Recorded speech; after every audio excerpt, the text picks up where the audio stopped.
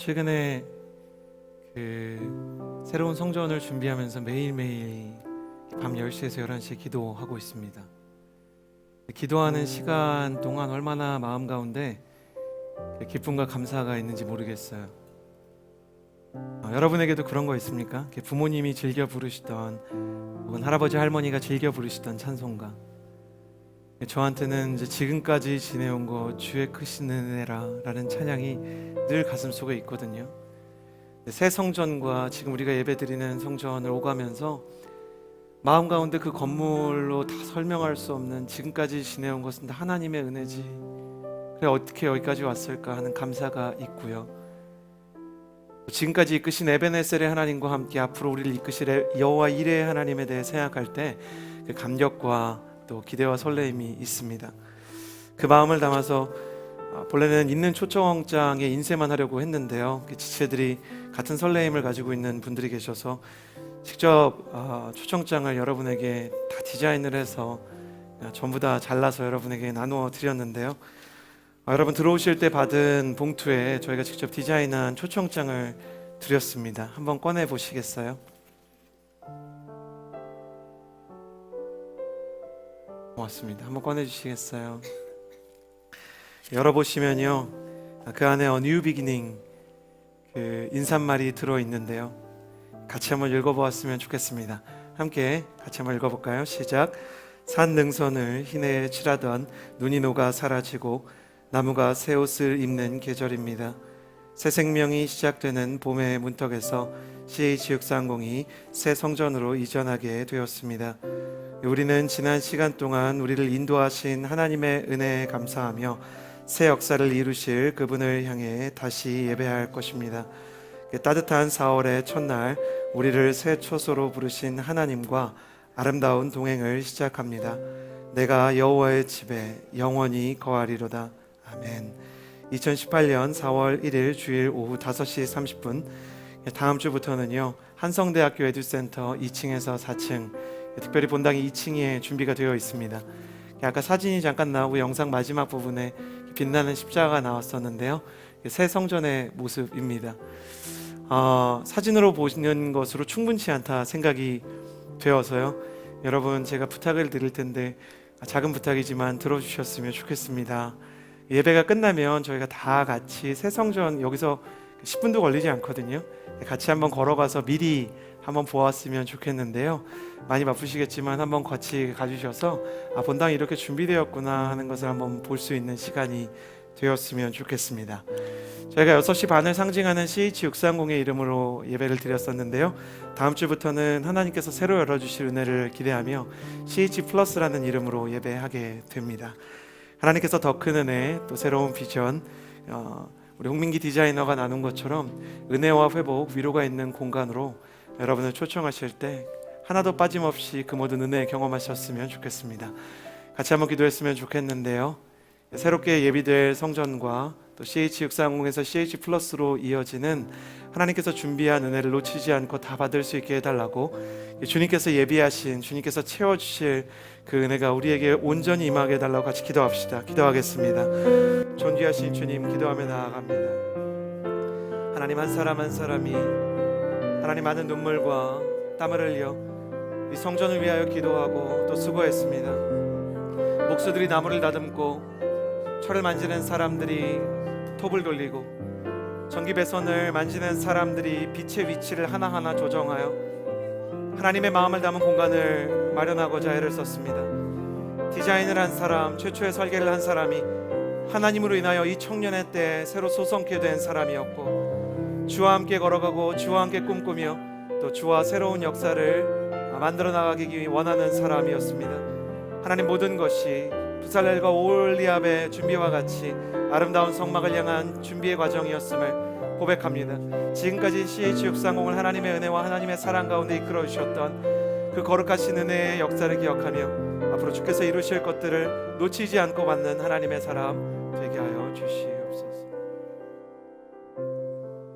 존귀하신 주님, 감사합니다. 지금까지 우리를 이끄신 하나님을 기억합니다. 하나님께서 지금까지 우리를 이끄셨듯 앞으로도 이끌어 주실 것을 믿으며 믿음의 새 걸음을 옮깁니다. 새 비전, 새 은혜, 새 회복과 하나님의 새로운 은혜가 각 사람에게 임하는 역사가 있게 하여 주시옵소서. 한 사람 한 사람 지친 자가 와서 새 힘을 얻고, 상처를 입은 자가 치유를 얻고, 무기력한 자들이 열정을 얻고, 꿈이 없는 자들이 비전을 얻는 언약의 성소 되게 하여 주시옵소서.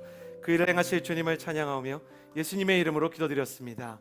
아멘. 예배에 오신 여러분 주님의 이름으로 환영하고요, 우리를 초청하신 주님께도 감사를 드립니다. 건축학개론 마지막 시간입니다. 창세기 8장 18절에서 9장 2절까지의 말씀을 저와 여러분이 한 절씩 번갈아 읽겠습니다. 제가 먼저 하나님의 말씀을 읽겠습니다. 노아가 그 아들들과 그 아내와 그 며느리들과 함께 방주에서 나왔습니다. 모든 생물들 곧 모든 짐승과 나왔습니다. 노아가 여호와를 위해 제단을 쌓고 정결한 짐승들과 정결한 새들 가운데 몇을 잡아 그 제단 위에서 번제로 드렸습니다. 여호와께서 그 좋은 향기를 맡으시고 마음속으로 말씀하셨습니다. 내가 다시는 사람으로 인해 땅을 저주하지 않겠다. 이는 사람이 생각하는 것이 어려서부터 악하기 때문이다. 내가 전에 했던 것처럼 다시는 모든 생물을 멸망시키지 않을 것이다.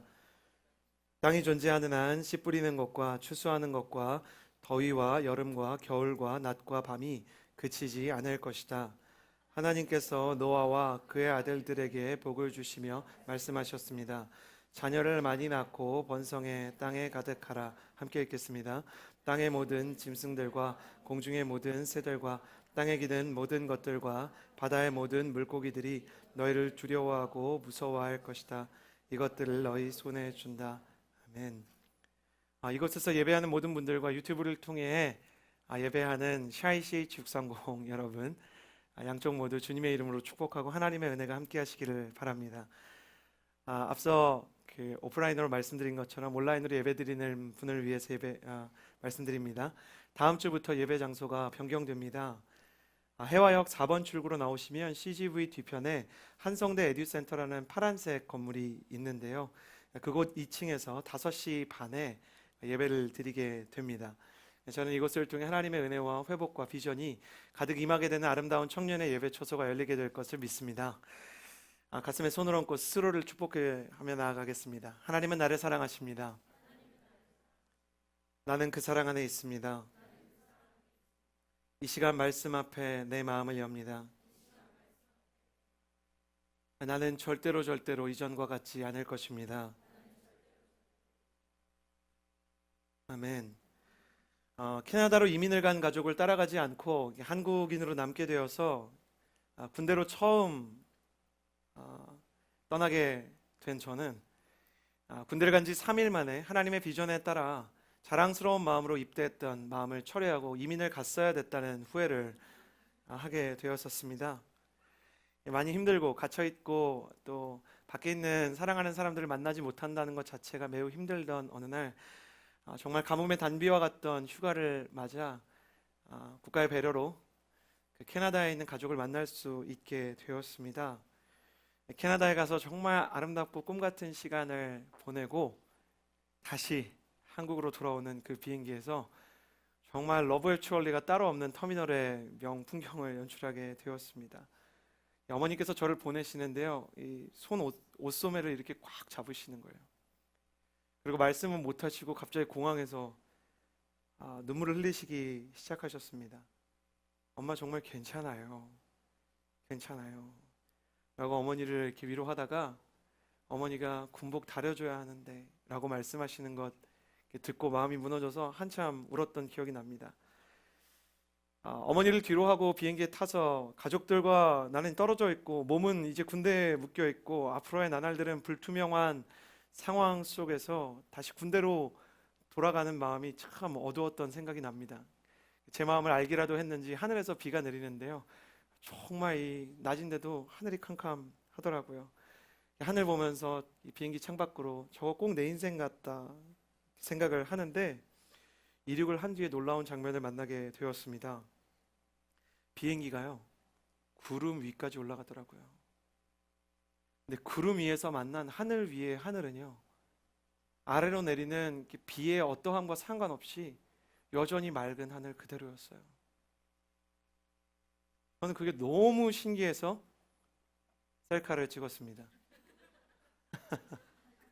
당시에는 SNS가 없던 시대였지만 구형 핸드폰을 들고 현신 카메라를 찍으면서 노트에, 당시에는 이제 스마트폰이 아니어가지고요, 노트에 글을 한 줄 적었던 게 기억납니다. 이날 이 하늘을 잊지 말자. 하늘 위에도 하늘이 있음을. 비구름이 아무리 세차게 지면을 적신다 하더라도 비구름을 뚫고 올라가면 새로운 하늘이 있음을 절대로 잊지 말자. 그렇게 글을 적었던 기억이 납니다. 여러분, 나는 여러분도 그 마음을, 그 광경을 꼭 느꼈으면 좋겠습니다. 비구름 위의 하늘, 정말 땅이 어떻든 상관없이 여전히 고요하고 아름답고 맑은 그 청명한 하늘이 하늘 위에 하늘로 있음을 나는 여러분이 꼭 경험하는 영적인 역사가 있게 되기를 바랍니다. 나는 예배가 그러한 것이기를 바랍니다. 나는 청년의 시절이 그러한 것이기를 바랍니다. 내 인생에 수없이 많은 비가 내리고 도대체 얼마나 아름다운 무지개를 보려고 내가 이 비를 세차게 맞고 있는 것일까? 스스로 자조하는 목소리로 내면을 괴롭힐 때 하나님께서 예배를 통해서 우리 각 사람에게 너에게 내리고 있는 이 비구름 위로 새로운 하늘이, 하늘 위에 하늘이 있음을 알게 할 것이다 라고 말씀하는 귀한 은혜의 시간이 되기를 주님의 이름으로 축복합니다. 사랑하는 여러분, 오늘 저는 말씀을 통하여서 비구름 밑에 완전히 묻혀 있다가 다시 시작하게 된 사람, 다시 비전을, 다시 인생을, 다시 소망을, 다시 꿈꾸는 것을 회복한 사람의 이야기를 나누려고 합니다. 그는 우리가 한 달 동안 살펴보고 있는 하나님의 사람 노아입니다. 오늘도 그는 방주에서 그의 여정을 시작합니다. 18절에서 19절 말씀 같이 한번 읽어볼까요? 함께 읽겠습니다. 시작. 노아가 그 아들들과 그 아내와 그 며느리들과 함께 방주에서 나왔습니다. 모든 생물들 곧 모든 짐승과 다 그 종류대로 방주에서 나왔습니다. 말씀을 보십시오. 노아가 그 아들들과 그 아내와 그 며느리들과 함께 방주에서 나왔습니다. 왜 나온 것입니까? 16절에 이렇게 기록되어 있습니다. 16절 같이 읽어볼까요? 16절 준비가 아직 안 된 것 같아요. 제가 읽겠습니다. 너는 내 아내와 내 아들들과 내 며느리들과 함께 방주에서 나와라.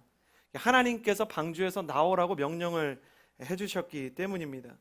방주 밖으로 노아가 나오면서 긴장했을 것입니다. 왜냐하면 1년 10개월 동안 1년 10일 동안 노아가 방주에서 있는 동안 그는 방주 밖에서 살아가는 삶보다 방주 안에서의 삶이 익숙해졌기 때문입니다. 여러분 잘 아시는 대로 노아와 그의 가족이 머물렀던 방주는 구원을 상징하는 공간이었습니다. 수많은 사람들이 방주 밖에서 물 밑으로 가라앉아 그들이 하나님의 심판으로 인해 세상을 떠나게 되었고, 모든 산들과 산 위에 있었던 산들이 그 봉우리까지 잠겨 그 어떤 동물도 생존할 수 없었던 죽음의 바다가 펼쳐져 있다 하더라도 하나님께서 보호하셨던, 은혜를 입었던 노아와 그의 가족들만은 그 방주 속에서 하나님의 구원을 더 깊이 마주할 수 있는 그 은혜의 처소가 바로 방주였습니다. 그러나 하나님은 이제 그들을 밖으로 부르셨던 것입니다. 여러분 기억해야 합니다. 방주는 안으로 들어갈 때가 있지만 밖으로 나올 때가 또한 있습니다. 하나님께서 우리를 어떤 은혜의 처소로 부르실 때가 있지만 은혜의 처소에서 또 다른 도전과 또 다른 비전의 땅으로 우리를 내보내실 때가 있습니다. 우리가 교회로 들어와야 할 때가 있고 세상으로 나아가야 할 때가 있습니다. 크리스천을 만나야 할 때가 있고 넌 크리스천을 만나야 될 때가 있습니다. 우리가 도피성과 같은 나를 위로해주는 사람들과 함께 있어야 할 때가 있고 나를 대적하는 사람들을 회피할 수 없는 세상 속에 새로운 마음으로 하나님의 영적인 싸움을 시작해야 할 때가 있습니다. 하나님께서 그들을 그 밖으로, 세상으로 부르셨던 것입니다. 노아와 가족들이 방주로 나오면서 땅에 발을 디디려고 할 때 그들의 마음 가운데 기대 반 두려움 반이었을 것입니다. 그들이 밖으로 발을 내디뎠을 때 그들이 마주한 현실은 어떠한 것이었을까요? 그들이 만난 세상은 참혹한 폐허 그 자체였습니다. 그들이 기약하던 세상은 온데간데 없었습니다. 생각해 보십시오. 산들이 펼쳐 있는데 그 산들 중에 단 한 곳도 나무가 자라 있지 않았습니다. 1년 10일 동안 모든 산들이 바다에 잠겨 있었습니다. 모든 땅들이 소금기로 가득해서 작물을 재배하기 어려운 상황이었고 동물들의 시체는 이제 다 썩어 동물이 존재했다는 것조차 기억할 수 없는 참혹한 현장이었습니다. 모든 것이 다 쓸려가고 하나도 제대로 남은 것이 없었습니다. 그들의 기억 속에 추억이 되었던 장소라고는 하나도 원래 어디였는지 기억할 수 없을 만큼 땅의 형태 자체가 완전히 변화되어 있었습니다. 그들이 기억하던 세상은 이제 더 이상 존재하지 않았던 것입니다. 그들은 서로에게 이렇게 물었을지도 모릅니다. 여보, 우리가 여기서 다시 시작할 수 있을까? 아니, 어쩌면 묻지 못했을지도 모릅니다. 너무나 참혹하고 폐허가 된 세상 앞에서 노아와 그의 가족들의 마음속에 두려움의 소용돌이가 몰아치기 시작했습니다. 여러분 알고 계십니까? 첫 번째 시작을 할 때는 누구나 용감합니다. 언제까지 용감합니까? 실패를 경험할 때까지. 타이슨의 이야기가 떠오릅니다. 모두가 나를 상대하기 전까지 기대감과 계획이 있다. 나한테 한 대 맞기 전까지는. 고난의 펀치를 한 대 맞기 전까지는 우리는 용감합니다. 누구나 뜨거운 첫사랑의 계절을 경험합니다. 그러나 첫사랑과 이별을 경험하고 나면 다시는 누군가를 사랑하는 것이 두렵습니다. 사랑하는 것이 두려울 뿐만 아니라 사랑을 받는 것조차 두려운 시련의 계절이 있습니다. 내게로 다시 누군가 가까이 다가오려고 하는 것조차 도망치고 싶은 사인으로 변화되는 그런 마음. 처음 사업을 시작하는 사람은 기대로 부풀어 있습니다. 그러나 사업의 실패를 경험한 사람은 다시 회의의 자리로 가는 것 자체가 두려운 것입니다. 아이를 잃어보지 않은 사람은, 모태 안에서 태중에서 아이를 잃어보지 않은 사람은 아이가 다시 생기는 것에 대한 두려움을 알지 못합니다. 그러나 한번 몸에 찾아왔던 아이가 하나님 앞으로 태어나지도 못하고 떠나가는 것을 경험했던 산모에게 다시 찾아온 임신은 두려움일 수밖에 없습니다. 실패를 경험하면, 폐허를 마주하면 모든 사람들은 새로운 시작에 대한 두려움 앞에 마음을 움츠리고 다시 시작할 용기를 접게 되는 것입니다. 그러나 우리 모두 알듯이 우리는 노아의 후예로 그가 다시 시작한 역사를 따라 이곳에 생존하게 되었습니다. 어떻게 이러한 일이 일어났을까? 오늘 노아의 역사를 통해, 그의 삶을 통해 다시 시작할 수 있는 힘에 대해 나누고자 합니다. 오늘 건축학개론 마지막 시간, 수리에 대해서 나누는 시간입니다. 폐허가 된 세상을 수리했던 사람 노아, 그는 수리를 해내는 하나님의 수리공으로서 다시 새로운 시작을 해낼 수 있는 용기를 부여받은 사람이었습니다. 어떻게 그러한 용기를 부여받게 되었는지 저는 말씀을 통해 이 은혜를 나누고자 합니다. 20절 말씀을 같이 한번 읽겠습니다. 20절입니다. 시작. 노아가 여호와를 위해 제단을 쌓고 정결한 짐승들과 정결한 새들 가운데 몇을 잡아 그 제단 위에 번제로. 참혹한 현실을 보고 성경을 보면서 제가 처음으로 당황하는 것은 노아가 별 대사가 없다는 것입니다. 그러나 우리가 지난주에 또 지지난주에 나눈 것처럼 노아는 정말 믿음의 사람이었습니다. 그의 마음속에 그가 가진 믿음의 은사는 인내하는 은사였습니다. 17,000쌍의 동물들을 날이면 날마다 돌보면서 불평 한마디가 없었던 사람, 좌우사방에 설계가 잘못된 것처럼 창문이 하나도 없는데도 불구하고 오직 하나님께서 설계를 통해 하늘에만 창을 크게 하나 뚫어 놓으신 그 하늘을 보며 하나님을 생각하고 그 마음에 원망이 없었던 사람, 그는 역시 폐허가 된 참혹한 현실을 보고도 대사가 없습니다. 굳게 담은 입술, 하얗게 흩날리는 머리칼, 잠시 가만히 서서 막연한 심정으로 세상을 바라보던 그는 폐허가 된 땅 위로 발걸음을 옮겨서 제일 처음 놀라운 일을 합니다. 그것은 무엇이었냐면 돌을 옮겨서 하나님을 위한 제단을 쌓는 것입니다. 그것을 보면서 제일 놀랬던 사람은 아들들이었을 것 같아요. 제가 그 아들이라면 이렇게 생각했을 거예요. 참 우리 아버지 징하다. 어떻게 저럴 수 있을까 사람이. 그러나 노아는 500세가 넘고 600세가 넘은 그 노구를 이끌고 돌을 가지고 성소를 쌓기 시작합니다. 그것은 다시 시작하는 세계에서 처음으로 지어지는 교회요, 성전이었던 것입니다. 그가 벽돌을 짓고 벽돌을 쌓고 또 쌓자 아들들이 할 말을 잃고 가만히 아버지를 쳐다보다가 옆으로 다가와서 그 세 아들이 함께 벽돌을 쌓기 시작합니다. 노아가 방주에서 내려서 가장 먼저 한 일은 거처를 세운 것이 아닙니다. 먹을 것을 찾거나 안전한 장소를 찾아 헤맨 것이 아닙니다. 방주 안에서 새끼를 낳은 것들 중에 양식이 될 만한 것을 세이브하려고 조사를 하는 일도 아니었습니다. 노아가 가장 먼저 한 일은 폐허 위에 예배를 세운 일입니다. 그렇습니다. 내 예상이 깨어지고 내일을 향해서 나아갈 길을 잃었을 때, 아무것도 다시 시작할 수 있는 힘이 없을 때, 내가 예상했던 현실과 너무나 다른, 너무 참혹한 폐허가 된 현실을 마주했을 때 우리가 돌아가야 하는 곳은 예배입니다. 폐허가 된 곳에서 예배를 세우는 것, 거기서부터 모든 것을 다시 재건해야 되는 것입니다. 나는 여러분이 폐허 위에 예배를 쌓을 수 있는 열정과 용기가 있게 되기를 주님의 이름으로 축복합니다.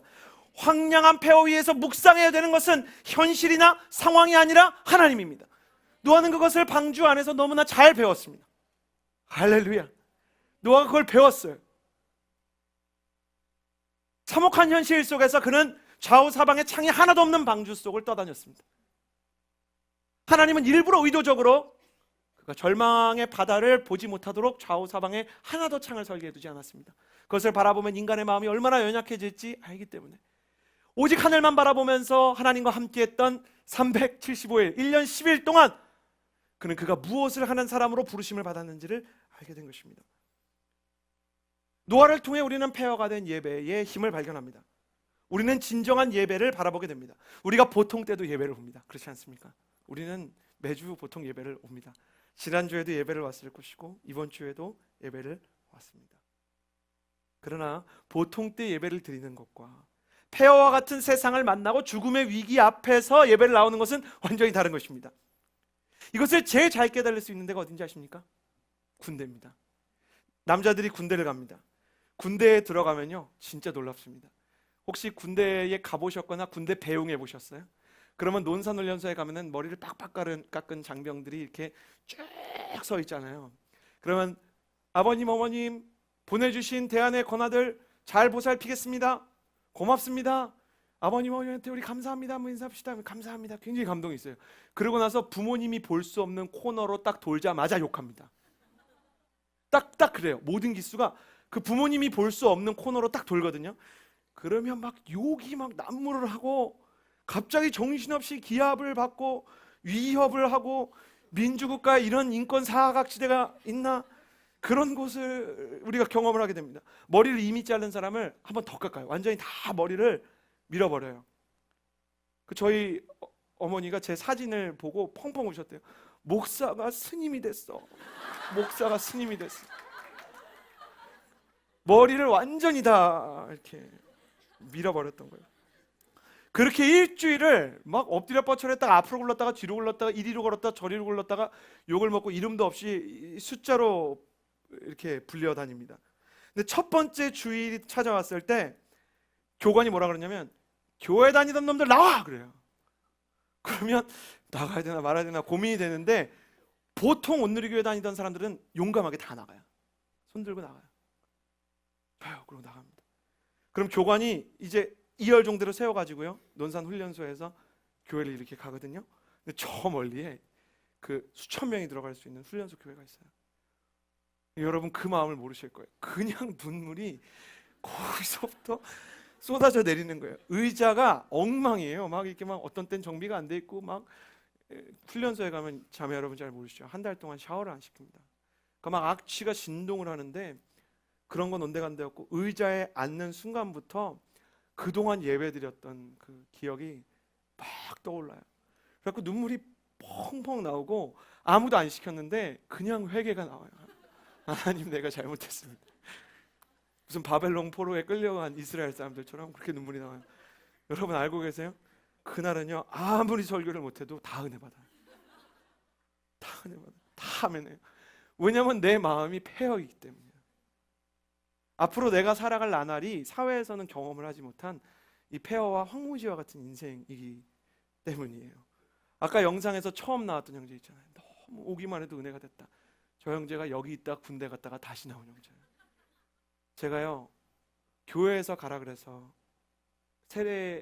세례하고 기도해 주는데 갔는데, 놀랍게 하나님이 아까 영상에 나왔던 형제를 그 자리에 세워주셨어요. 그래가지고 둘이서 안고 얼마나 울었는지 몰라요. 설교도 안 했어요. 근데 끌어안고 얼마나 서로 은혜가 되는지. 마음이 가난하니까 정말 천국이 마음 가운데 임하는 걸 경험하게 되는 것이죠. 노아가 그런 마음입니다. 기가 막히는 것이죠. 폐허 위에 참혹한 현실 위에 서 있습니다. 남은 것이 아무것도 없는, 소망을 찾을 수 없는 상황 속에서 노아가 제단을 쌓았던 것입니다. 노아의 제단은 진실했을 것입니다. 그의 예배는 간절했을 것입니다. 예배를 적당히 나와도 되고 나오지 않아도 되고 예배를 좀 빨리 가고 아니면 좀 늦게 가도 되는 그런 수준의 예배가 아니었던 거예요. 하나님이 지금 돕지 않으시면, 하나님이 지금 나를 붙잡아 주지 않으시면 죽음밖에 없다는 절박한 마음으로 간절하게 드리는 예배였어요. 이건 보통 예배와 다른 것입니다. CH630이 다른 예배와 다른 점이 있다면, 사람들이 왜 그런지 모르겠는데 기도를 하면 굉장히 많이 울어요. 그래서 뒤에서 처음에 예배를 시작할 때 20명으로 막 10명으로 예배를 시작할 때 뒤에서 MC들이 보고 너무너무 놀랐었어요. 임원들이. 여기는 무슨 다 사연 있는 사람들만 오나 보다.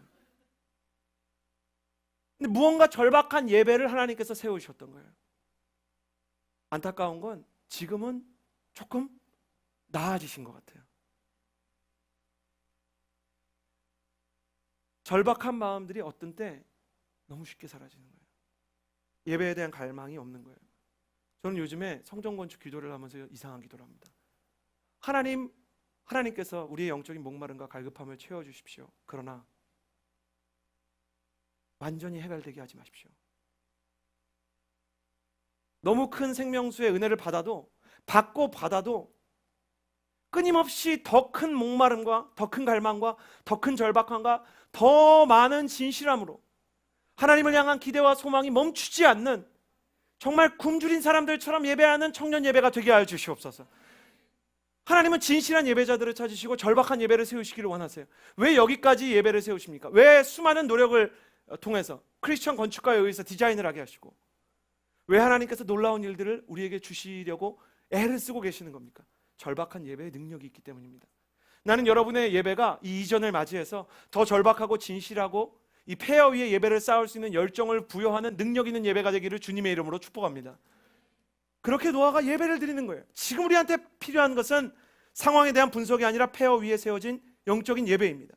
보통 예배가 아니라 간절한 예배, 인간적인 예배가 아니라 영적인 예배, 하나님에 대해서 배우고 하나님에 대해서 듣는 예배가 아니라 하나님을 만나고 하나님의 인격적인 임재가 있는 예배. 나는 그 예배를 그리워하는 여러분의 영혼의 소원이 이곳에서 만족함을 누리는 거룩한 역사가 일어나게 되기를 주님의 이름으로 축복합니다. 나는 오늘 우리의 예배가 보통 예배를 뛰어넘어 영적인 예배가 되기를 주님의 이름으로 축복합니다. 하나님을 찾으려고 몸부림을 치는 예배, 영적인 눈물과 감격이 있는 예배를 하나님께서 회복시키리라는 소망과 기대와 믿음을 가지고 이 예배를 시작하고 준비하는 것입니다. 나는 설교를 하는 저보다 설교를 시키신 하나님께서 이것에 대한 소원이 더 크시다는 것을 알고 믿고 있습니다. 나는 그 하나님의 기대가 실제가 되는 역사를 오늘로부터 계속해서 경험하는 청년의 시기가 되기를 주님의 이름으로 축복합니다. 다시 시작하는 힘이 어디서 시작되는가? 폐허 위에서 세워진 예배에 있었다. 이어서 계속 말씀을 읽겠습니다. 21절의 말씀입니다. 21절에서 22절 같이 읽겠습니다. 시작. 여호와께서 그 좋은 향기를 맡으시고 마음속으로 말씀하셨습니다. 이는 사람이 생각하는 것이 어려서부터 악하기 때문이다. 내가 전에 했던 것처럼 다시는 모든 생물을 멸망시키지 않을 것이다. 땅이 존재하는 한 씨 뿌리는 것과 추수하는 것과 추위와 더위와 여름과 겨울과 낮과 밤이 그치지 않을 것이다. 노아가 하나님을 붙들고 폐허 속에서 예배를 드립니다. 노아가 그렇게 예배하지 않았겠습니까? 하나님 살려주셔서 감사합니다. 하나님 폐허가 된 세상 속에서 하나님께서 살려주신 것 감사합니다. 그렇게 감사 기도를 드린 후에 또한 이렇게 기도했을 것입니다. 그런데 이제 어떻게 살아야 됩니까? 이것이 우리의 현 주소죠. 하나님께서 우리를 구원해 주신 것에 대한 감사가 있어요. 하나님 나를 구원해 주셔서 감사합니다. 하나님 나를 예배의 처소로 불러주시고 하나님의 말씀으로 새 힘을 주셔서 감사합니다. 그런데 이제 어떻게 살아가야 됩니까? 아무것도 없습니다. 하나님 내가 어떻게 해야 됩니까? 생존한 것은 우리뿐인데 이제 어떻게 세상을 꾸려가야 합니까? 간절히 하나님께 부르짖기 시작했습니다. 그렇게 노아가 그의 마음을 하나님께로 향했을 때 놀라운 일이 일어납니다. 하나님의 마음도 노아를 향해서 움직이기 시작했다는 거예요. 폐허 위에 세운 예배, 그 결과가 무엇이었냐면 첫 번째 결과는 하나님의 마음이 움직였다는 거예요. 하나님의 마음이 변화되었다는 거예요. 21절에 보면 내가 전에 했던 것처럼 다시는 모든 생물을 멸망시키지 않을 것이다. 예배가 정당한 하나님의 진노마저 멈추겠다는 것이죠. 여러분, 이것을 여러분이 이성적으로 상식적으로 경험에 의해서 동의가 되지 않아도 믿으실 수 있었으면 좋겠습니다. 간절히 드리는 예배는 우리의 인생을 바꾸는 능력이 있는 줄을 믿습니다. 우리가 진실하게 드리는 폐허 위에 쌓아진 예배는 우리의 현실과 우리의 가정과 우리의 미래를 바꾸는 능력이 있는 것을 믿습니다. 이 예배를 경험하게 될지어다. 하나님께서 이 예배를 우리 가운데 시작하시면 하나님의 예배로 인해서 우리는 놀라운 걸 경험한다는 거예요. 하나님의 마음이 바뀌는 거예요. 하나님께서 심판을 주려고 하시다가도 그 심판을 돌이키시는 거예요. 하나님께서 재앙을 주시려고 하다가도 이미 재앙이 시작되었어도, 이미 폐허가 되었어도, 이미 문제가 되었어도, 이미 내 인생이 황무지가 되었어도 이 예배를 통해서 새로운 역사가 시작이 된다는 거예요. 이것이 예배예요. 와서 적당히 졸다가 돌아가는 예배는 인생을 바꾸지 못할 것입니다. 그러나 생명을 걸고 드리는 예배, 내 마음을 집중하여서 진심으로 드리는 예배는 하나님의 마음마저 돌이킵니다. 하나님의 마음을 움직여서 우리에게로 돌이키는 것입니다. 이것이 예배의 비밀입니다. 여러분, 히브리어로 회개는 슈브예요. 슈브, 돌이킨다는 말이에요. 근데 놀라운 것은 하나님께서 진노하시다가 우리를 향해서 긍휼을 향해, 사랑을 향해, 우리를 불쌍히 여겨서 마음을 돌이키셨다고 말할 때도 똑같이 슈브라는 단어를 써요. 이거 하나님이 회개하신다는 게 아니고 우리가 돌이킬 때 하나님도 우리를 향해서 돌이키신다는 거예요. 예배는 그런 거예요. 하나님의 마음이 바뀌는 거예요. 내가 이 땅을 저주하지 않고 다시는 모든 생물을 한 번에 홍수로 멸절시키지 않고 축복하겠다. 내가 너를 심판하지 않겠다. 이 결과가 뭐냐면 나중에 노아가 굉장히 연약해져 가지고 술을 먹고 이렇게 하체를 다 드러낸 채로 아마 그가 하지 말아야 될 생각을 하고 품지 말아야 될 마음을 품고 이렇게 잘못된 상상 속에서 누워 있었던 것 같아요. 근데 하나님께서 그의 아들들을 통해서 그것을 덮어주시는 것으로 하나님의 이 약속의 실제를 보여주십니다. 나는 오늘 여러분이 드리는 예배가 하늘을 흔들고 하나님의 보좌를 움직여 하나님의 뜻을 돌이키는 예배가 되기를 주님의 이름으로 축복합니다. 그렇게 할 수 있다는 것입니다. 저 사람 틀렸어. 우리 집은 끝났어. 이 사업은, 이 경영은, 이 계획은, 이 비전은 여기가 마지막이야. 그렇게 생각이 될 때에도 예배로 말미암아 다시 일어날 수 있는 힘이 하늘로부터 주어지기를 주님의 이름으로 축복합니다. 하나님은 예배하는 노아와 그 가족에게 마음을 돌이키실 뿐만 아니라 또한 비전을 주십니다. 이어지는 9장 1절에서 2절 말씀을 같이 한번 읽어보았으면 좋겠습니다. 9장 1절에서 2절 같이 읽겠습니다. 시작. 하나님께서 노아와 그의 아들들에게 복을 주시며 말씀하셨습니다. 자녀를 많이 낳고 번성해 땅에 가득하라. 땅의 모든 짐승들과 공중의 모든 새와 땅에 기는 모든 것들과 바다의 물고기들이 너희를 두려워하고 무서워할 것이다. 이것들은 하나님이 노아와 그 아들들에게 축복을 하십니다. 우리는 여기서 폐허 위에 쌓인 예배의 특징을 또 발견합니다.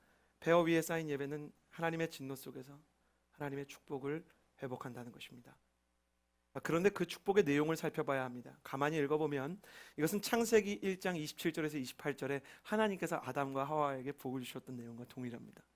생육하고 번성하여 땅에 충만하라. 땅을 정복하라. 바다의 물고기와 공중에 나는 새와 땅에 존재하는 모든 것들을 다스리라. 하나님께서 아담과 하와에게 처음 주셨던 사명과 축복을 주시는 것입니다. 하나님께서 노아에게 이렇게 말씀하는 것이죠. 노아야, 다시 시작하자.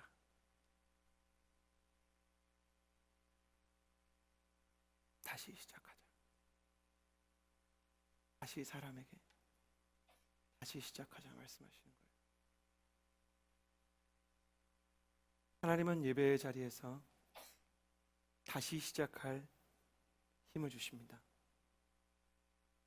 다시 시작할 수 없는 것 같을 때, 아무리 보이는 것들이 폐허라고 할지라도, 여기가 마지막이라는 생각이 들지라도, 내 인생이 끝났다는 안타까운 마음이 들지라도 나의 약속과 비전과 나의 계획은 사라지지 않았다고 말씀하시는 하나님의 말씀이 폐허 위에 쌓인 예배에 임하는 것입니다. 나는 너를 통해 비전을 다시 시작할 것이다. 이 방주에서 폐허가 된 땅을 향해서 발을 내딛는 것이 두렵겠지만, 너무 우울하고 무기력하고 너무 수치스러워서 방 밖으로 발걸음을 옮기는 것조차 괴롭겠지만, 오늘도 이 예배를 유튜브를 통해서 방에서만 보시는 여러분, 하나님의 위로가 있게 되기를 바랍니다. 교회를 가고 싶지만 교회에 너무 큰 상처를 받아서 교회에 갈 수 없는 사람들, 사람을 만나고 싶지만 사람을 만나러 내 마음의 문을 여는 게 어려운 사람들, 다시 비전의 땅에서 일을 시작하고 싶지만 다시 일을 하고 계획을 하고 회의를 하는 것이 부담스러운 사람들, 저는 여러분에게 말을 통해 이 다시 시작할 힘을 대신 전해줄 수가 없습니다. 그것은 제가 주는 것이 아니라 하나님께서 직접 주셔야 하는 것입니다. 그러나 저는 믿습니다. 다시 폐허가 된 황무지 위에 예배를 세우는 사람은 반드시 다시 그의 인생을, 비전을, 관계를 회복할 수 있는 기회가 주어진다는 것입니다. 케먼스 윌슨이라는 사람이 있었습니다. 태어난 지 9개월 만에 아버지가 죽었습니다. 가난하고 배운 것도 없었던 윌슨이 할 수 있었던 간단한 일로 돈을 법니다. 극장에서 팝콘을 팔았던 것입니다. 가난했지만 팝콘을 미친 듯이 팔았습니다. 아시다시피 미국 사람들은 출근과 퇴근이 좀 명확하지 않습니까? 그런데 이 사람은 영화가 끝나도 그 앞에서 계속 팝콘을 팔았습니다. 그래서 팝콘과 주크박스 사업이 조금씩 확장이 되었습니다. 그 사업이 확장이 됐고, 그 사업의 확장의 결과로 그는 번듯하게 회사에 스카웃이 돼서 취직하게 됐는데, 어느 날 갑자기 해고를 당했습니다. 왜 해고를 하는지, 왜 쫓겨나는지 회사는 그에게 심지어 제대로 된 설명조차 해주지 않았습니다. 너무 절망한 케먼스 윌슨이 그의 아내한테 가서 말했습니다. 여보, 이제 나는 죽어야겠어. 내가 할 수 있는 일은 다 했지만 나는 결국 실패했어. 그 말을 들은 아내가 말했습니다. 아니에요, 여보. 당신이 안 해본 일이 있습니다. 나는 당신이 무너진 이래로 하나님 앞에 간절히 진심으로 기도하는 것을 아직 보지 못했습니다. 당신은 왜 살아계신 하나님께 진심으로 기도하지 않습니까? 그 말이 하나님의 음성처럼 들린 윌슨이 기도를 시작하게 돼요. 이게 희한합니다. 그냥 사람이 하는 말인데 어떤 말들은 하나님이 하시는 말처럼 들려요. 어떤 말은 잊으려고 해도 잘 안 잊어버려지고 지우려고 해도 잘 지워지지 않아요. 성령님이 그 말에 타고 사람의 마음에 들어가신 거예요. 그가 기도를 시작하고 눈물을 흘리다가 기도 생활을 시작한 어느 주일 예배에서 예수님을 인격적으로 만나게 되었습니다. 그 후 우연히 그를 믿어준 은행에 작은 융자를 얻어서 작은 인테리어 사업을 시작했는데, 1951년 어느 날 윌슨이 이제 인테리어 사업이 조금씩 제자리를 찾아갈 무렵에 워싱턴으로 여행을 떠나게 됩니다. 이제 인테리어 사업 때문에요. 근데 호텔이 너무 불친절하고 지저분한 거예요. 또 그 호텔에 식당도 없어서 끼니마다 식당을 찾아서 걸어가야 되는 거예요. 호텔 인테리어도 엉망이고 깨끗하지도 않고 서비스도 불친절하고 이제 음식도 밖에 나가서 먹어야 돼요. 그때 여행에서 돌아오면서 그는 저렴한 가격으로 사람들에게 좋은 서비스를 제공하고 싶다는 꿈을 가지게 되었고, 하나님께 그 꿈에 대해서 기도하면서 하나님께서 주신 비전이라는 확신을 얻었다고 합니다. 그 결과 그들이 살던 멤피스에 호텔을 지었는데 그게 여러분과 제가 알고 있는 홀리데이 인 1호점입니다. 1952년에 독실한 크리스천이었던 케먼스 윌슨이 오픈한 뒤 7년째가 되던 1959년에 100번째 호텔을 오픈하게 되었고, 다시 5년 뒤 1964년에는 500번째 호텔이 문을 열게 되었습니다. 그리고 4년 뒤 1968년에는 홀리데이인 1000번째 호텔이 생겼습니다. 현재 전 세계에 1643개의 홀리데이인 호텔이 있고요. 모두 32만 7천 개의 객실이 있습니다. 윌슨이 크리스천 실업가들이 모인 CEO 포럼에서 이렇게 얘기했습니다. 모든 크리스천이 사업에서 거대한 성공을 성취하는 건 절대로 아닙니다. 하나님께서 제게 주신 것이 정말 과분한데, 저한테 성공의 법칙을 말하라면 성공의 법칙이 있는 것도 아니고 공식이 있는 것도 아닙니다. 제가 더 선해서 혹은 더 하나님을 열심히 믿어서 하나님께서 이런 축복을 주신 것도 아니고 아마 이것을 가지고 무언가 해야 되는 일이 있어서 주신 것 같습니다. 모든 사람에게 이런 축복이 임하지 않을지는 모르겠습니다. 그러나 분명한 것이 있습니다. 모든 크리스천에게 주시는 하나님의 축복이 있는데 그게 뭐냐면 무너졌을 때 하나님은 모든 크리스천 한 사람도 예외 없이 다시 시작할 힘을 주는 것을 저는 호텔을 통해서, 교회를 통해서, 인생을 통해서, 가족을 통해서 수도 없이 경험했습니다. 이것 하나만을 내가 믿고 있습니다. 하나님은 분명히 다시 시작하는 힘을 준다는 것입니다. 사랑하는 여러분, 나는 이 예배에서 여러분이 다시 시작할 수 있는 힘과 열정과 용기를 회복하게 되기를 주님의 이름으로 축복합니다. 노아가 폐허가 된 땅에 발을 디디는 순간, 그가 그곳에서 하나님의 예배를 다시 세우는 순간 그 땅이 축복의 땅이 되었듯이 폐허가 된 가정에 온전한 예배와 축복을 이루는 하나님의 가족이 되기를 주님의 이름으로 축복합니다. 폐허가 된 교육계로 나아가십시오. 폐허가 된 금융권으로 나아가십시오. 폐허가 된 경영권으로 나아가십시오. 폐허가 된 정치권으로 나아가십시오. 폐허가 된 장사의 현장으로, 공사의 현장으로, 폐허가 된 학문의 자리로, 폐허가 된 관계의 자리로 나아가십시오. 그곳에서 예배의 단을 다시 쌓기 시작하면 하나님께서 그곳에서부터 새로운 역사가 다시 시작되는 것을 경험하게 할 것입니다. 하나님을 신뢰하십시오. 하나님께서 함께 하시면 방금까지 물이 넘치던 요단강도 발을 딛는 순간 길이 나는 것입니다. 하나님께서 함께 하시면 폐허가 되었던 땅도 옥토가 된다고 성경이 이야기하고 있습니다. 하나님은 다시 시작할 힘을 주시는 증표로 노아에게 무지개를 선물해 주셨습니다. 창세기 9장 12절에서 13절 같이 한번 읽겠습니다. 시작. 하나님께서 말씀하셨습니다. 이것이 내가 나와 너 사이에 또한 너희와 함께 있는 모든 생물 사이에 대대로 영원히 세우는 내 언약의 증표다.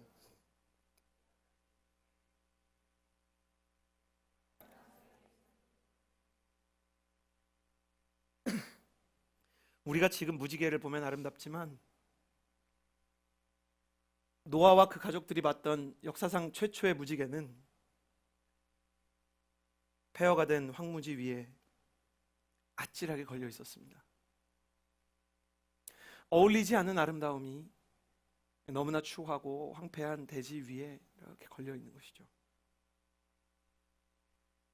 여기서 우리는 그 무지개를 보면서 누구를 떠올릴 수 있습니까? 바로 예수 그리스도와 예수 그리스도의 십자가입니다. 예수님께서 세상으로 오시기 전에 온 세상은 영적으로 완전히 폐허가 되어 있었습니다. 참으로 하나님을 찾는 영적인 신앙은 없고 종교적인 형식과 율법만 가득했습니다. 정치적으로는 로마의 식민지가 되어서 내일에 대한 소망이 없었습니다. 내일에 대한 소망이 없을 뿐만 아니라 사람들이 약한 사람을 핍박하고 억압했고 그 결과 우울과 무기력과 좌절의 영적 공격으로 사람들은 소망을 상실한 채 다시 일어날 힘을 완전히 잃어버린 상태였습니다. 그 폐허가 된 황무지, 우리들의 세상 위로 예수님께서 오셨습니다. 그리고 친히 언약의 무지개가 되어 골고다 언덕 십자가 위에 그의 몸을 아찔하게 매달아 주셨습니다. 죄로 폐허가 된 우리를 위해서 다시 시작할 기회를 주시기 위해서 예수님께서 언약의 무지개 대신 골고다의 십자가를 거신 것입니다. 전 예수님의 십자가를 생각할 때마다 생각나는 질문이 있습니다. 예전에 제가 순장을 할 때 질문이 많은 자매가 있었어요. 질문 많이 하는 순원은 순장을 성장하게 하거나 시험 들게 합니다. 근데 저한테 참 이렇게 성장을 많이 하게 한 시였던 것 같아요. 엉뚱한 질문을 많이 했습니다. 근데 진짜 순수하고 악의가 없어요, 사람이. 오빠, 모기가 예수님 피 빨면 성찬이야? 보혈이야? 이렇게 막 얘가 지금 신성 모독이다. 여호와의 이름을 망령되이 일컫지 말라. 장난쳤지만 그러나 정말 진지했어요. 그 친구가 정말 예수님에 대한 순수한 질문이 많았어요. 근데 그 중에 참 깊이가 있는 질문이 있었어요. 선장님, 예수님은 부활하셨는데 왜 육신의 못자국과 참자국을 그대로 남겨두셨나요? 그거 없앨 수 있잖아요. 그거 지울 수 있잖아요. 근데 그거 왜 남겨두셨나요? 이걸 이해하려면요, 이스라엘의 율법을 이해를 해야 돼요. 예수님이 그걸 남겨두신데 구약의 이유가 있어요. 이스라엘 율법에 이런 법이 있습니다. 어떤 사람이 종이 됐어요. 근데 7년을 섬기면 보통 종에서 해방이 되고, 또 50년이 국가적으로 50년이 지나면 모든 노예가 이제 해방이 되는 희년이 있습니다.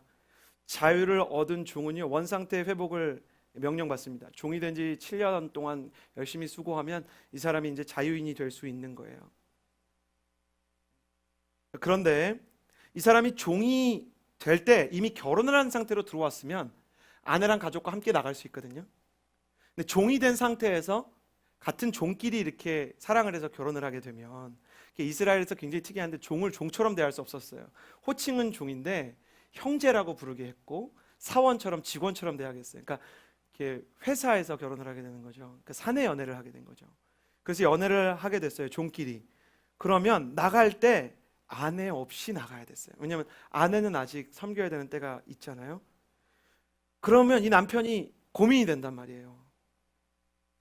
아내를 두고 나가서 자유의 몸이 될 것인가, 아니면 아내와 함께 살 것인가.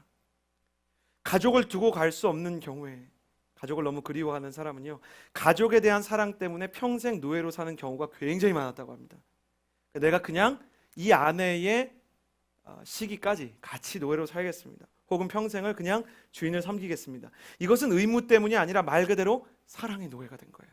말 그대로 사랑의 노예예요.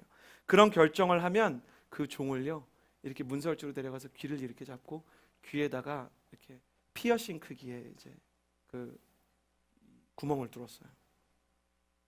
한번 상상해 봅시다. 노예 가족 입장에서 생각해 볼 때 아내가 기한이 다 차서 남편이 떠날 때가 되었다는 것을 알아요. 남편이 다시는 이 지긋지긋한 종의 생활을 하려고 할 것 같지 않아요. 어린 자식은 잘을 모르지만 아빠가 언젠가 떠날지도 모른다는 불안함을 가지고 있었을 거예요. 그런데 어느 날 아빠가 귀에 상처가 나서 돌아와요.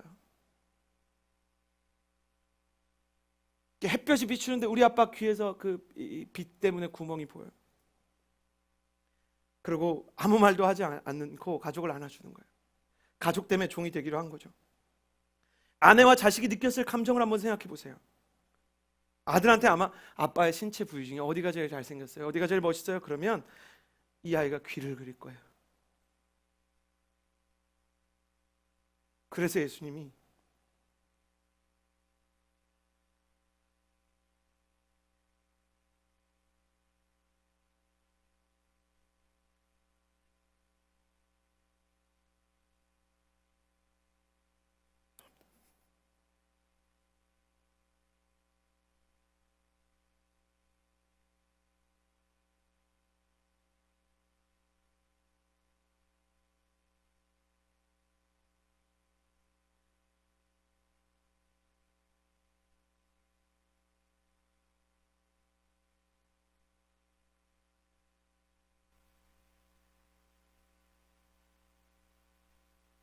그래서 예수님이 이 흔적을 지우지 않으시는 거예요. 뭐라는 것이죠? 너희를 버리고 갈 수는 없다는 거예요. 너희를 버리고 갈 수가 없다는 거예요.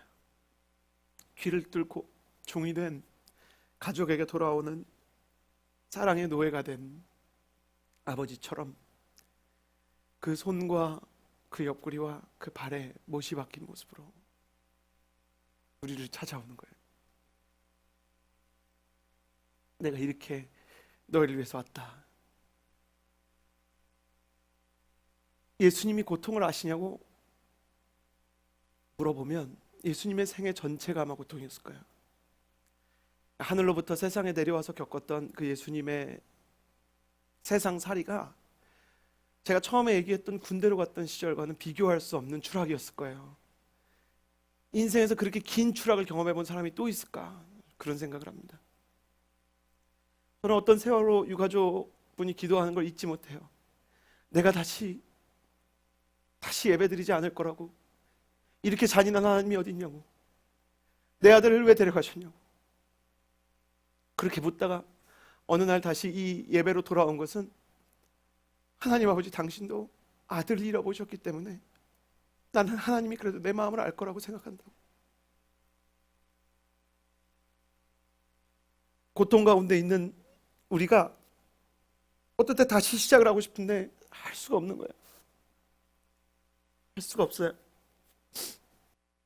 예수님의 제자들은 우울증 때문은 아니었지만, 심리적인 문제가 아니었지만 예수님을 다 부인했기 때문에 다 도망치지 않았어요.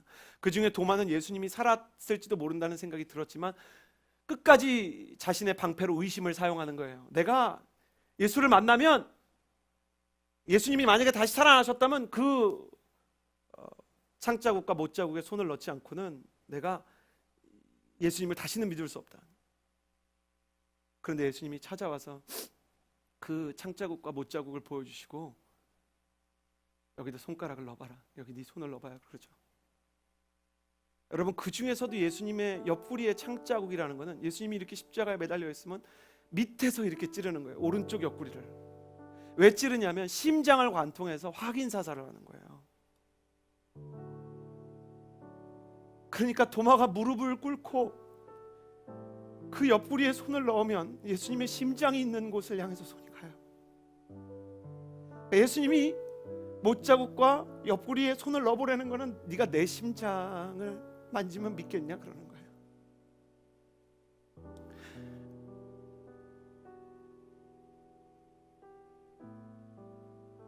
우리에게 이제 무지개는 없지만 이 고난주간 예수님의 십자가를 생각해 보십시오.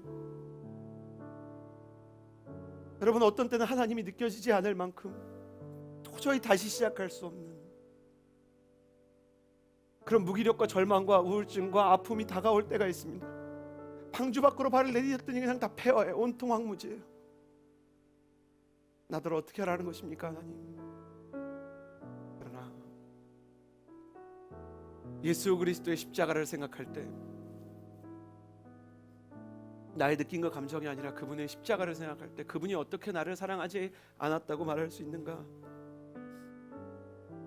비록 지금 너무나 힘겨운 비구름 밑을 헤매고 있지만 예수 그리스도의 십자가를 생각할 때 어찌 하늘 위에 하늘이 있음을 의심하겠는가? 지금 세차게 비가 내린다 해서 태양이 존재함을 부인할 수는 없듯이 우리 인생에 예수님께서 주시는 그 십자가의 은혜가 우리를 그 자리로부터 다시 일으키게 하는 것입니다.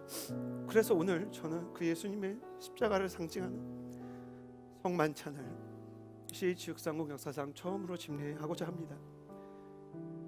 예수님의 몸과 피에 동참할 때 그 예수님의 사랑도 여러분의 마음에 가기를 간절히 원합니다. 사도신경으로 우리의 신앙을 고백하겠습니다.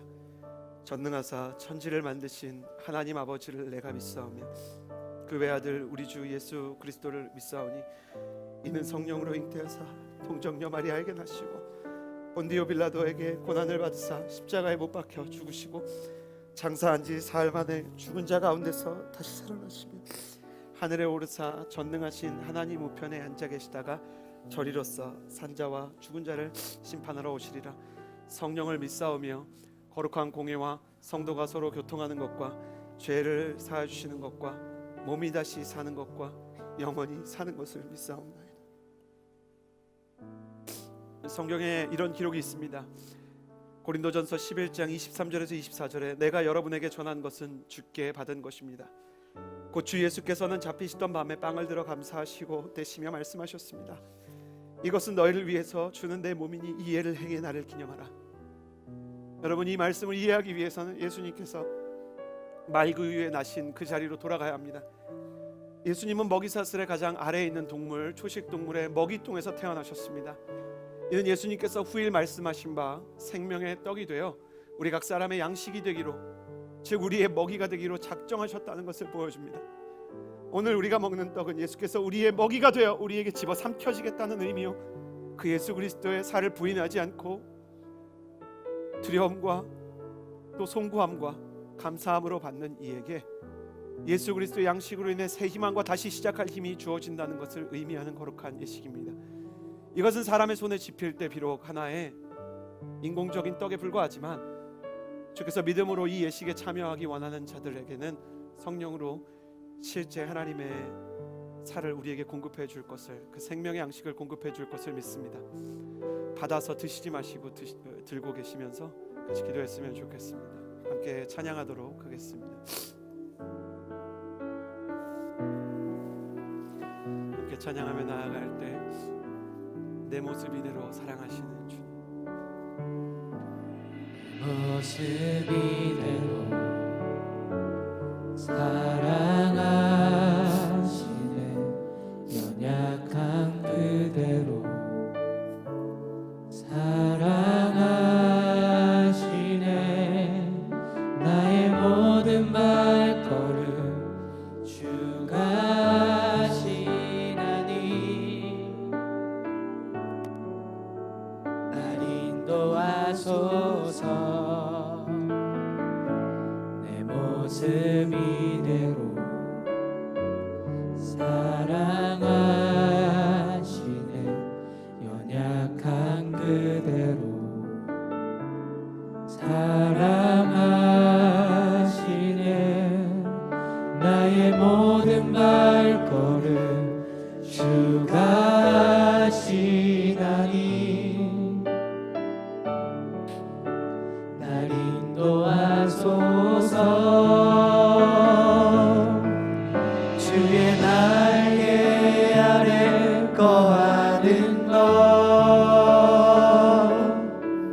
주의 임재 안에 거하는 것, 나의 가장 큰 소망, 나의 가장 큰 은혜, 주와 함께 동행하느니.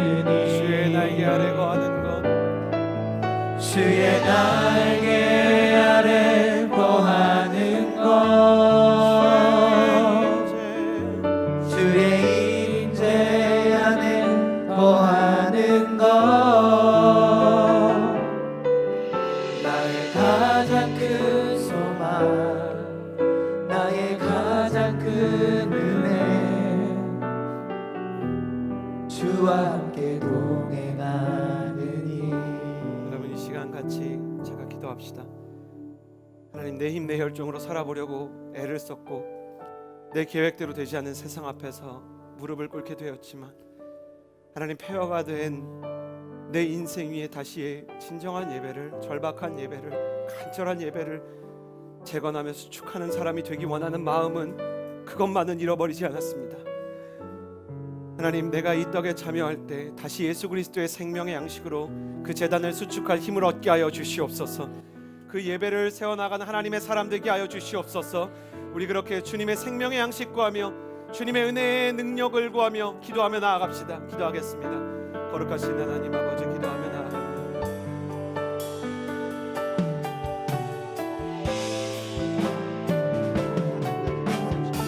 하나님 아버지, 생명의 떡이 되시는 주님, 생명의 양식이 되셔서 우리의 음식이 되시고 우리 한 사람 한 사람을 주께서 만지시고 고치시는 것을 경험케 하시려고 여기까지 날 인도하신 하나님 아버지, 주님의 날개 아래 거할 수밖에 없는, 주님의 임재 앞에 내가 무릎 꿇을 수밖에 없는 은혜 앞에 섰사오니 주님, 생명의 양식 되신 예수 그리스도께서 나를 만져주시고 그 못자국과 그 창자국 다시 바라보게 하여 주시옵소서. 하나님, 나도 너무 힘든 시간을 보내고 있지만 예수 그리스도의 십자가와 예수 그리스도의 보혈로 지내가 부정하겠습니다. 이 고난주간 다시 예수 그리스도의 십자가를 묵상하고 내 힘 내 능력 아니고 예수 그리스도의 능력을 구하며 나아갑니다. 하나님 아버지, 우리 한 사람 한 사람이 하나님께서 주시는 은혜로 말미암아 살게 하소서. 우리 한 사람 한 사람이 예수 그리스도께서 주신 그 사랑으로 인하여 나아가게 하여 주시옵소서. 하나님, 다시 시작할 일을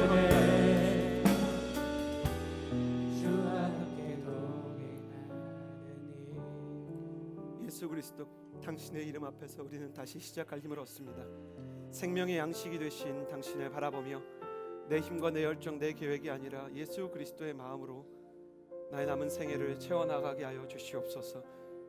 내가 송구함과 감사함과 영광으로 주님의 몸에 참여합니다. 주여, 나의 양식이 되사 내 힘이 되시고 내 열정이 되시고 나의 머리가 되어 주시옵소서. 감사를 드리며 예수님의 이름으로 기도드렸습니다. 떡을 들어 주의 몸에 참여하도록 하겠습니다.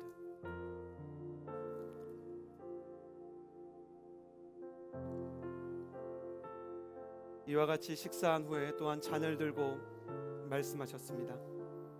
이 잔은 내 피로 세운 새 언약이니 이 예를 행해 마실 때마다 나를 기념하라. 여러분, 예수님께서 흘리신 보혈이 예수님의 못자국과 창자국에서 흘러나옵니다. 그의 보혈은 우리를 향해 돌아오는 사랑의 노예가 된 아버지의 그 한없는 사랑을 보여줍니다.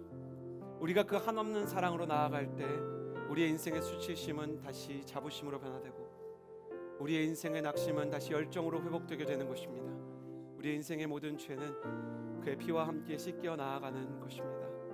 주님, 당신의 보혈로 말미암아 부정할 수 없는 당신의 희생을 기억하며 나아갈 때 지금 무너져 있고 당신을 원망하고 내 인생의 무게에 짓눌려 있는 나의 마음이 새 힘을 얻고 나의 죄악이 씻어나가는 경험을 하게 하여 주시옵소서. 당신의 잔을 받으며 나아가겠습니다. 보혈을 지나 하나님 품으로 보혈을 지나 아버지 품으로 보혈을 지나 하나님 품으로 한 걸음씩 나가네. 보혈을 지나 하나님 품으로 보혈을 지나 하나님 품으로 보혈을 지나 아버지 품으로 보혈을 지나 하나님 품으로 한 걸음씩 나가네. 존귀한 주 보혈이 내 영을 새롭게 하시네. 존귀한 주 보혈이 내 영을 새롭게 존귀한 주님의 하네. 보혈이 존귀한 주 보혈이 내 영을 새롭게 하시네. 존귀한 주 보혈이 내 영을 새롭게 하네.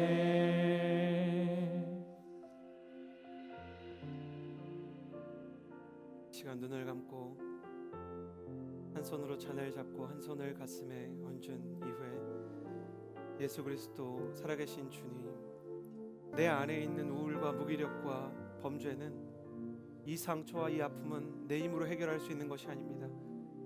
예수님, 찾아오셔서 못 박힌 손으로 내 마음을 만져주시옵소서. 고통을 아시는 주님, 아픔을 아시는 주님, 사랑하는 사람을 잃어본 그 아픔이 무엇인지를 온전히 아시는 하나님, 우리에게 오셔서 그 보혈로 우리를 덮어주시고 우리에게 다시 시작할 힘을 허락하사 우리의 죄가 씻어지고 우리의 아픔이 씻어지는 역사 경험하게 하여 주시옵소서. 우리 주님 앞에 다시 시작할 힘을 구하며 기도하며 나아갑니다. 기도하겠습니다. 거룩하신 하나님 아버지, 기도하며 나아갑니다. 신실하신 하나님 아버지, 하늘로부터 거룩한 다시 시작하는 하나님의 능력이 있고 권세가 임하는 줄 믿습니다.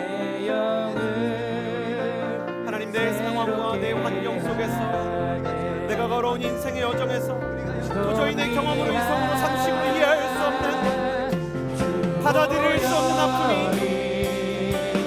하나님 나의 마음과 때로는 나의 미래를 지키는 것 같은 아픔이 주님 만져 주시옵소서.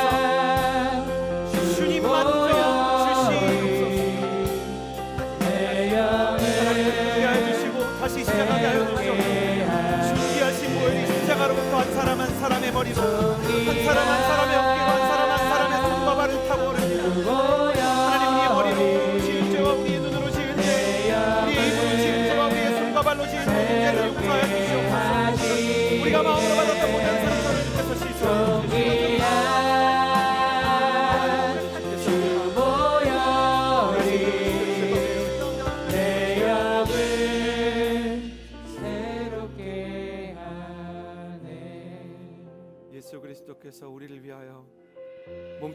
피 흘려 나를 위해 주신 보혈, 그가 징계를 맞음으로 우리가 평화를 누리고 그가 채찍에 맞음으로 우리가 나음을 입었도다 말씀하신 주님, 당신의 십자가의 못자국으로부터 우리 각 사람의 상처를 씻는 거룩한 하나님의 십자가의 보혈의 역사가 일어나게 하여 주시옵소서. 당신의 십자가로부터 우리의 모든 아픔과 죄와 상실을 씻어내는 성령 충만의 역사가 일어나게 하여 주시옵소서. 그 모든 은혜를 우리에게 주시는 예수 그리스도의 이름으로 기도드렸습니다. 아멘. 예수 그리스도의 보혈에 참여하겠습니다. 우리가 이 시간에 마지막으로 기도하며 나아갈 때 존귀하신 주님, 폐허 위에 예배를 다시 시작할 수 있는 사람이 되게 하여 주시옵소서. 이 폐허 위에 다시 한번 예배의 역사를 시작할 수 있는 하나님의 사람이 되게 하여 주시옵소서. 지금 내 인생이 폐허고 황무지와 같이 어렵지만, 여러분, 어떤 사람은 차마 말이 나오지 않는 그날 동생과 함께 있었던 제 차 안처럼 도무지 말이 나오지 않고 눈물과 신음만 나올 수도 있습니다. 그러나 성경에 이렇게 기록되어 있음을 기억하십시오. 이와 같이 성령도 우리의 연약함을 도우시나니 우리는 마땅히 빌바라 알지 못하나 오직 성령이 말할 수 없는 탄식으로 저희를 위하여 친히 간구하시느니라. 그 탄식을 통하여서도 성령님께서 기도하실 것입니다. 또 부르짖을 수 있는 자는 온 마음을 다하여 부르짖으십시오. 예레미야가 죽을 위기 앞에서 주님께 받은 말씀에 의하면 너는 내게 부르짖으라, 내가 내게 응답하겠고 내가 알지 못하는 크고 비밀한 일을 내게 보이리라 말씀하셨기 때문입니다. 이 시간 우리의 믿음을 일어나는 것으로 표현하며 다같이 일어나서 기도하며 나아갈 때 거룩하신 하나님이 폐허 위에서 예배를 만드는 하나님의 영적 재건자가 되게 하여 주시옵소서. 하나님의 놀라운 충만한 예배를 만들어가는 성전의 회복자, 예배의 회복자가 되게 하여 주시옵소서. 가정의 폐허 위로 예배가 세워질지어다. 인생의 황무지 위로 새로운 예배가 세워질지어다. 시련과 아픔의 관계의 아픔 속에 새로운 예배가 세워질지어다. 새롭게 회복될 제단을 사모하며 주여 한번 부르짖고 기도합니다. 주여! 거룩하신 하나님 아버지, 기도하며 나아갑니다. 이 공동체를 향하여 은혜를 부어주시고 세우시고 예배가 어떤 곳에 예배를 세우신 그 하나님의 은혜를 찬양합니다. 아버지 하나님, 폐허 위에 예배를 시작했던 너와처럼 우리의 마음이 진실로 온전히 하나님 앞에 예배할 수 있는 사람 되게 하여 주시옵소서. 두려움이 옵니다. 낙심이 옵니다. 좌절이 옵니다. 진실하신 하나님 아버지, 은혜 내려주시옵소서. 거룩하신 하나님 아버지, 세임과 능력을 부어주시옵소서. 거룩하신 하나님 아버지, 나의 모습 이대로 나를 사랑하시며 또 나를 일으키셔서 이전보다 더 아름답게 하실 주님 바라보며 나아가오니 다시 예배를 재건하고 다시 성전을 증축하는 자, 그 아름다운 하나님의 사랑이 되게 하여 주시옵소서. 존귀한 주님의 보혈이 우리의 영과 우리의 마음을 새롭게 합니다. 온전하신 하나님, 존귀한 이곳에 임하셔서 우리에게 말씀하시는 보혈이 하나님을 우리가 기대하며 이곳에서 우리에게 세일을 행하시네. 거룩하신 하나님의 보혈이 우리가 사람이 다시 새롭게 시작할 무지개가 되어 우리가 그리스도로부터 십자가의 불보다 언덕으로부터 황무지를 무지개로 물리신 하나님의 재건의 역사를 다시 시작하게 될 것입니다. 다시 일으키게 될 것입니다. 성령 하나님의 마음, 성령 하나님의 영광을 다시 한번 새로워지고 다시 한번 하나님을 경험하는 시간이 되게 하여 하나님, 우리가 기도합니다. 새롭게 하네. 존귀하신 하나님 아버지, 하나밖에 없는 당신의 아들을 세상 가운데 보내셔서 그 옥체에 못자국과 창자국을 내시고 사랑의 노예가 되고 포로가 되어 우리를 찾아오신 것 감사합니다. 하나님, 우리 인생에 하나님을 원망할 수밖에 없는, 우리가 너무 연약해서 주저앉을 수밖에 없는 아픔과 고난과 시련이 있으나 다시 시작할 수 있는 은혜 바라보며 나아가기를 소원합니다. 하나님, 그 십자가의 언덕으로부터 다시 시작할 능력이 솟아날 것입니다. 그 십자가의 언덕으로부터 새롭게 되는 은혜의 때가 이르게 될 것입니다. 그 십자가의 언덕으로부터 황무지 위로 각 처소마다 각 가정마다 성전이 재건되는 역사가 시작될 것입니다. 내가 예수 그리스도의 이름으로 명하노니 모든 두려움은 떠나갈지어다. 내가 예수 그리스도의 십자가로 명하노니 모든 무기력은 떠나갈지어다. 내가 예수 그리스도의 못자국과 창자국으로 엄히 명하노니 각 사람을 주저앉게 하는 악한 영의 세력은 떠나갈지어다. 우울의 역사도 떠나가게 될지어다. 사회를 망가뜨리고 약자를 박해하고 세상을 망가뜨리는 공중권세 잡은 자들이여 주의 거룩한 권세 안에 물러가는 역사를 경험하게 될지어다. 주여 우리로 다시 시작하게 하여 주시옵소서. 다시 예배하게 하여 주시옵소서. 다시 기도하게 하여 주시옵소서. 우리를 다시 시작하게 하시는 재건의 하나님 앞에 영광과 감사의 박수를 올려드리오며 주님께 영광을 올려드립니다. 할렐루야. 주님은 우리의 주인이시며 위대하신 하나님이시며 만왕의 왕이시며 모든 것을 새롭게 하신 하나님의 아들이신 줄을 믿습니다. 모든 사람들이, 모든 청년들이 주의 이름 높이 부르게 하여 주시옵소서. 주님께 영광을 올려드리며 이제는 우리 구주 예수 그리스도의 은혜와 하나님의 사랑과 성령의 충만하심이 이 자리에서 예배하는 주의 모든 자녀들 다시 시작할 힘이 없으나 주의 다시 시작하게 하시는 능력을 바라보며 폐허 위에 예배를 짓고 주의 마음을 돌이켜 다시 새로운 시작을 도모하는 주의 자녀들 위해 이제로부터 영원토록 함께하여 주시기를 간절히 축원하옵나이다. 아멘. 우리에게 새 날을 예비하신 주님께 감사의 박수를 올려드리겠습니다. 신실하신 하나님을 찬양합니다.